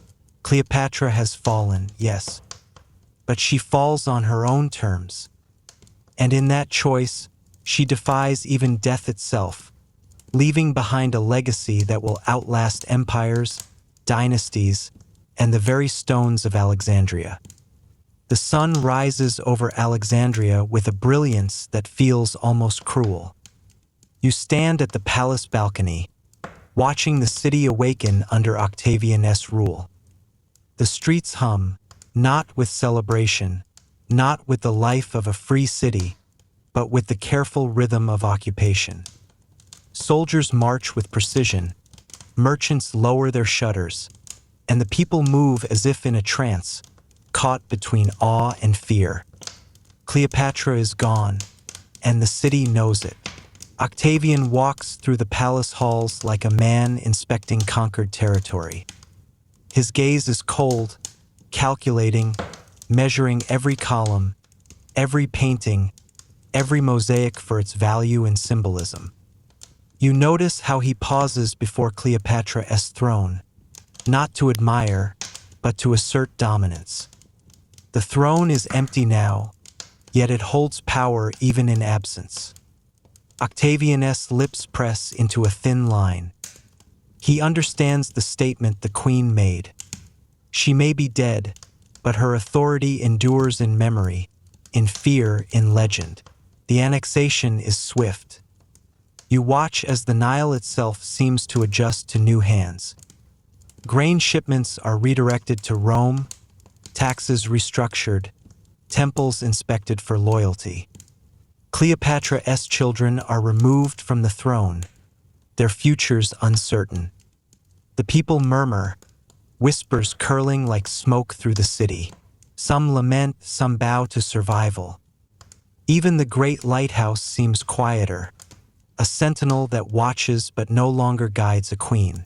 One little-known detail: Octavian reportedly admired Cleopatra's political cunning, even as he crushed her legacy. He recognized that her ability to command loyalty, to manipulate symbols and perception, was extraordinary. But admiration does not spare conquest. You see it in the meticulousness of his orders, in the care with which he documents treasures to be shipped to Rome, in the way he plans the city's administration to prevent any flicker of rebellion. You walk through Alexandria with him, noting how he handles the city like a chessboard. Guards are positioned to control movement. Markets are monitored. Officials swear fealty. It is thorough, clinical, and utterly effective. Yet even in victory, there is a tension. Octavian knows he cannot erase Cleopatra from memory. She lingers in every corner, every story, every coin still circulating with her likeness. The Nile carries boats of Roman engineers and administrators as Alexandria begins its transformation into a province of the great empire. You notice the subtle changes: Egyptian art replaced by Roman mosaics, inscriptions added to temples praising Rome, streets renamed. Yet remnants of Cleopatra's reign endure: shrines, gardens, canals meticulously maintained. The queen's legacy is stubborn, woven into the city itself. In private chambers, Octavian plans his triumph in Rome. Cleopatra will be displayed, he decides, a testament to Rome's power. And yet, when he learns of her death, his reaction is strange, almost contemplative. The threat she posed is gone, but the brilliance remains. You sense in him a grudging respect, the kind reserved for opponents who cannot be ignored. And so Egypt settles into a new rhythm. The people adapt, the temples continue their ceremonies, and life flows on along the Nile, altered but enduring. Alexandria, once the seat of Cleopatra's daring, becomes a jewel of Rome, vibrant yet forever shadowed by the queen who ruled it with unmatched grace and fire. Historians still argue about how much Octavian feared Cleopatra even in death. Did her intellect haunt him? Did her political audacity make him cautious, even as he claimed victory? You walk among the ancient streets and feel the echoes of her presence. Her cleverness, her command, her unyielding spirit. It lingers like incense, impossible to extinguish. As night falls, you gaze at the harbor, empty now of Cleopatra's gilded barges, and imagine her watching the stars, the Nile flowing beneath her feet, even in memory. Her story is over, yet it carries on in every whisper, every scroll, every heart that remembers. The air grows softer as twilight drifts over Alexandria, the Nile shimmering like liquid gold beneath the fading sun. You walk along the riverbank, footsteps quiet against warm sand, and feel the city exhale after centuries of turbulence. The streets hum with the memory of Cleopatra, her laughter, her commands, her defiance, though no one speaks her name aloud. The whispers are subtle, the kind carried by wind brushing against the walls of temples, slipping through alleyways, resting gently in the ears of those who remember. You pause at the ruins of the palace, now quiet, torches extinguished, marble glinting faintly in the moonlight. Cleopatra's throne is empty, but it still seems to radiate authority, a ghost of power that refuses to fade. Her children sleep far away, their fates uncertain, yet you sense in them the continuation of something unbroken, the cunning, the audacity, the grace of a mother and a queen whose story transcends mortality. The city moves in slow rhythm now, a lullaby of distant waves lapping at the harbor, gentle whispers of the wind threading through broken columns. You remember the vibrant life Cleopatra breathed into Alexandria, the festivals, the barge floating like a goddess, the strategic brilliance hiding behind smiles and wit. And in your mind, you replay her final moments, serene and sovereign, embracing choice when all else seemed lost. Historians will argue for centuries about her death, about Antony, about Octavian, about the balance of power and ambition. Some will romanticize, some will condemn. Yet you, standing here in the hush of night, know that Cleopatra's true victory was never political, it was eternal. She seized her story and folded it into legend, leaving the world no choice but to remember. The stars emerge, scattered across the velvet sky, reflections shimmering on the Nile's gentle surface. You lean back, closing your eyes for a moment, imagining Cleopatra among them, watching over the river that sustained her empire. The soft chirp of crickets, the distant splash of fish, the slow sway of reeds, all of it carries the rhythm of a city that survives, shaped indelibly by the queen who once ruled it. Your breath slows, the world softens around you. You imagine the palace halls, the harbor, the marble corridors, all fading into gentle shadows.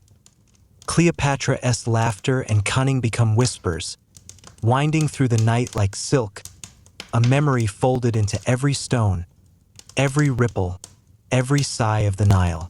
You take a final step back from the ruins, feeling the weight of history settle lightly upon your shoulders. The stories you've walked with, the triumphs, the battles, the love, the cunning, all of it hums softly beneath the surface of the world. You feel a calmness settle, a gentle reassurance that even as empires rise and fall, some stories endure beyond time, beyond power, beyond death. And as the night deepens, your eyes grow heavy. The sound of the Nile, the whispers of the city, the echo of a queen's life, all fold together into a soft lullaby. You feel yourself drifting, carried along by the current of history, the pulse of legends, the lingering presence of Cleopatra, Queen of the Nile.